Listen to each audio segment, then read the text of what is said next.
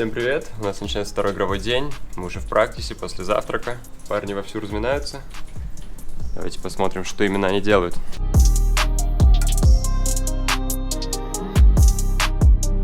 Какую карту ждем? От Тайлу. Оверпас или Эншин. Оверпас или Эншин. Да. Какую больше хотим из них? Какая разница? И так надо обыгрывать. Мне все равно вообще. Чего вообще от них ждать? Они же очень давно не играли, мне кажется, в международных турнирах. Мало информации, особенно на этих картах. Я жду от своих, что они будут играть. Как вчера на Нюке, не хуже. Че, Лень, как настроение? Хорошее. Боевое. Хорошее. Так, Коля, удачи.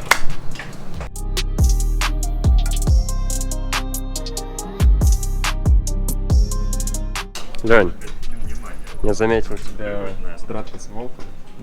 Там записаны какие-то... А здесь с котенком. Кто ты сегодня, кот или волк? Ой, блядь, Саня. Нормально? Отлично, Сань. О, это, Сань, ты что за читы ты используешь? Ты точно психолог, Сань? Я думал, почему у меня волосы начинают пропадать? Это вот эти вот эти упражнения. Это все вот это вот, стимуляция через Стимуляция, да. Что, я сегодня медиазвезда, что ли, Костя? Лень, вообще-то да. Ты во втором эпизоде влога так шутил.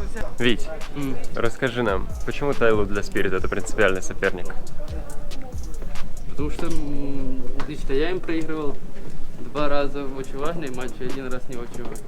Весь этот китайский КС азиатский, вообще лучше от него не отталкиваться, блин. Ну, потому что они странные вещи все делают. И соперники их, они могут в один день 16-2 сыграть, в следующий день с этой же командой 16-14.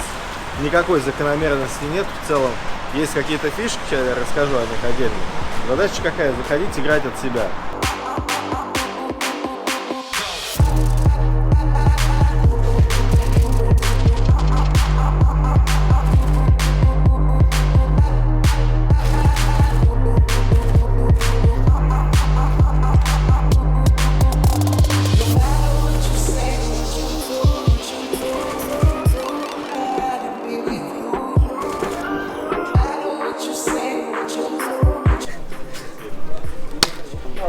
Нет, только не сильно, Саня. У меня в прошлый раз рука болела, пиздец.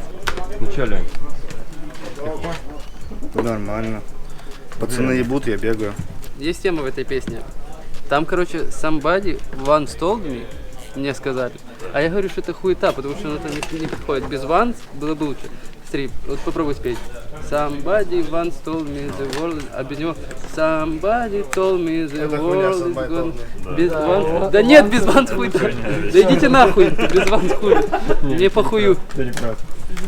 Самбай Толми просто неинтересно вообще даже. Да что Аванс неинтересно, это блядь. переход такой интересный. Какой нахуй интересно? Тут вопрос не в этом, блядь. Ритм теряется весь. Вы вообще умеете? Я, короче, первые 2 или 3 Вы вообще в раунда музыкальную сыграл, школу чтобы ходили? вы понимали. Позволите ебать Русик, эти все. чтобы ты понимал, я, короче, играю 3-4 раунда, у меня волюм 100 в винде, и мне хуёво слышно, пиздец. Короче, Абдул поплывчик. Он, знаешь, он играет... Играю 2-0, и я такой, бля, пацаны, а у вас как со звуками? Это у тебя звук был включен в большие Нет, нет.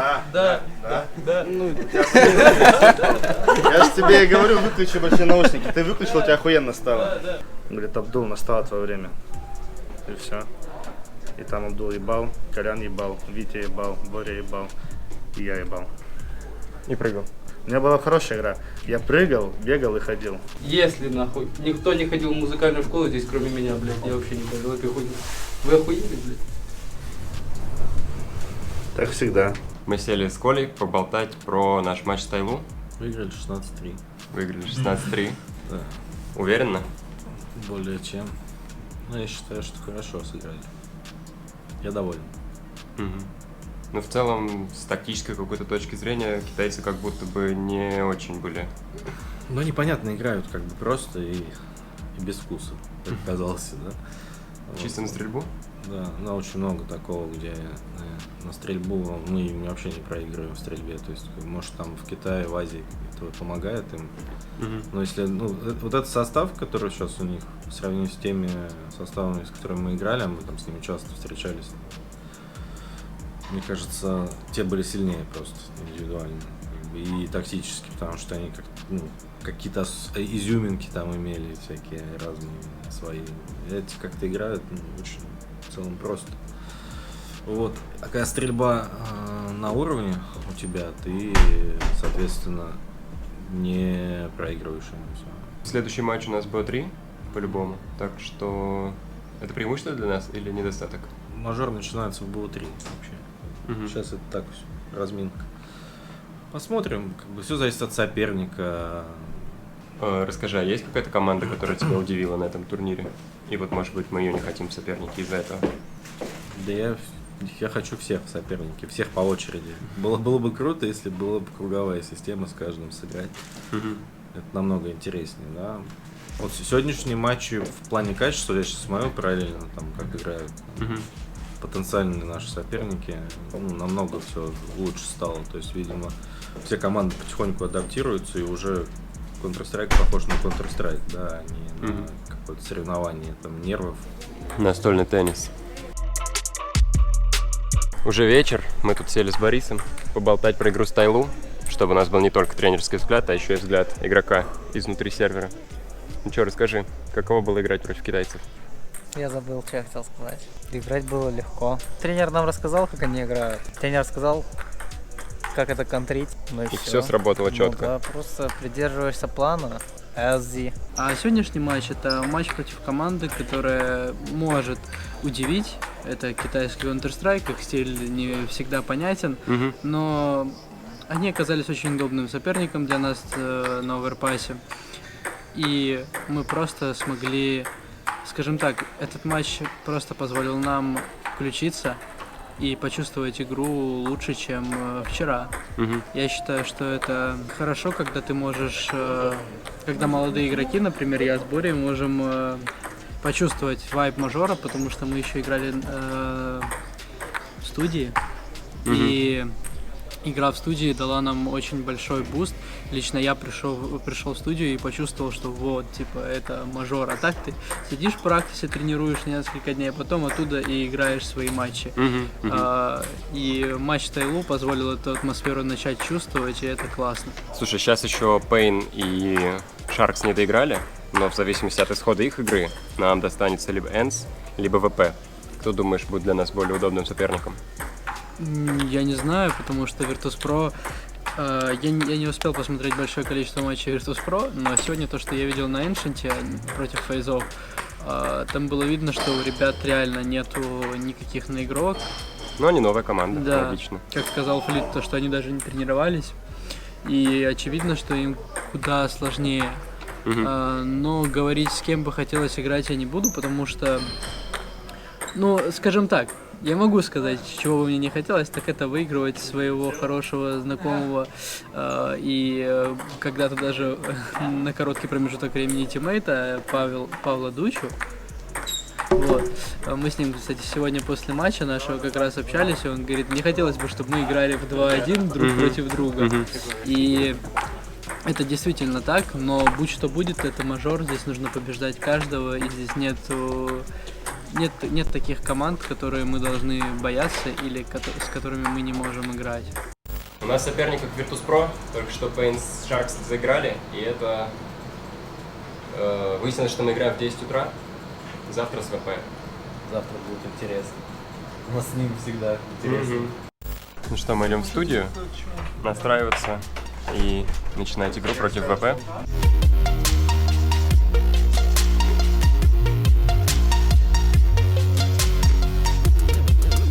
Как настрой перед игрой? Заебись. Давайте, пацаны, играем ферму или КТ. Вы хотели, блядь, вы просили. Вот она. Купить юнички, да, Виктор? Нормальную, отцовскую. Вот так! 5 рублей хуярил мне. That's the commit. Mir to try and babysit. Oh, Красавцы, хороший делай. Давай. Дефолт играем?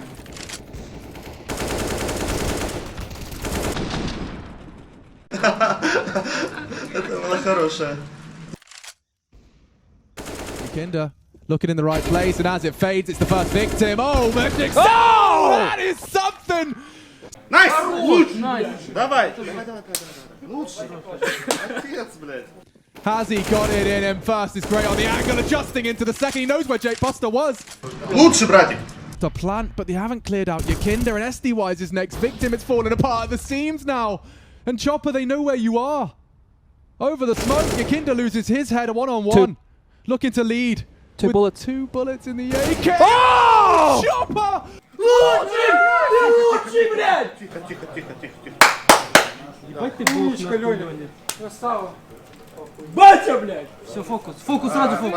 Парни, го повторим. He had to take some initiative, go for something aggressive. It's all onto SDY, but just as he emerges, his head is knocked off. Dexter to try and save Team Spirit's hopes of the Legend stage today. And it's not to be. После матча Virtus.pro мы тут, видите, вышли на улицу подышать. Витя, расскажи, как матч, как серия? В целом серия была хорошая. Но не для нас. Нет, для нас тоже была хорошая, но на оверпассе они дали камбэк, который мы должны были предотвратить, как я полагаю.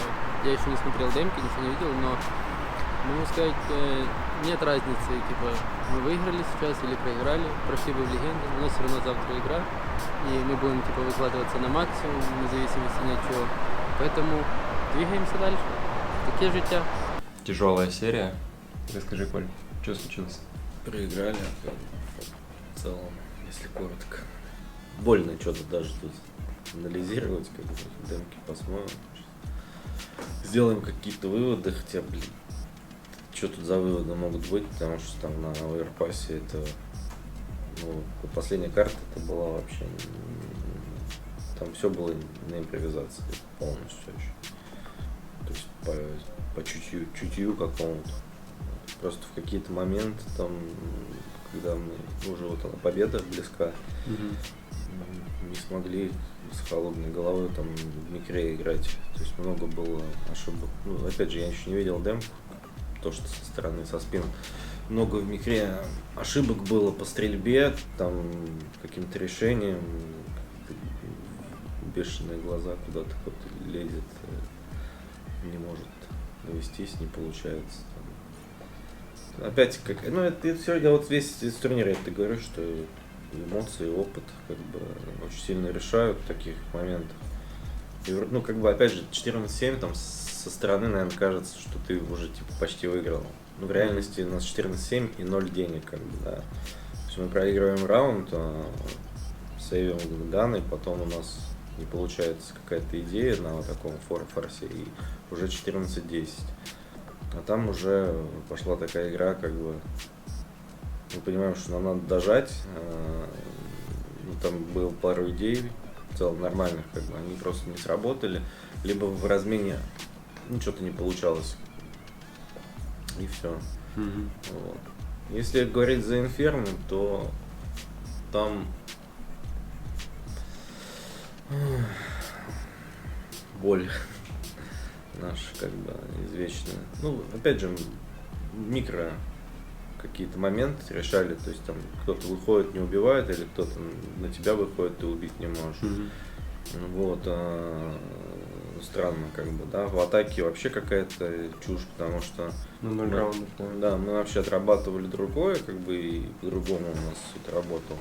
То есть там банальный пример, когда мы сплитили там базу 2 человека, мы знаем, что их 2, и как бы их надо просто с 2 сторон убить, а мы начинаем что-то перехолд, как будто, ну, какая-то такая вещь. А Абдул вообще сам на себя не похож был там на этой карте, да, то есть, ну, я говорю, это соревнование по психологии, как бы, спортивной. Ну, ребята поопытнее. Да, они-то поопытнее, это мы так играем, несмотря на то, что очень много над этим работаем. Может, наоборот, над этим не надо работать, все проще будет, не знаю, может, загоны какие-то. Сейчас я это просто уже в порядке бреда все говорю, какого-то мысли там, да, потому что такие поражения, они выматывают. Как бы. И ты начинаешь задавать себе вопросы, на которых у тебя нет ответа. Не знаю. Ну, понял. Скажи, а вот возвращаясь к оверпасу, то, что так часто мы на Б выходим, я помню, еще весной, кажется, наши ребята СММщики делали мем по поводу того, что мы знаем только одну точку. И вот когда ВП начали камбэчить, мне кажется, ни одного выхода на не было. Там на Какого-то самом дня. деле, по-моему, как раз 14-7 счет, и Леня, ну я не знаю, могу ошибаться уже там в этих порядке равно. Леня вышел в А, там у него инфа, что лонг, она отдана.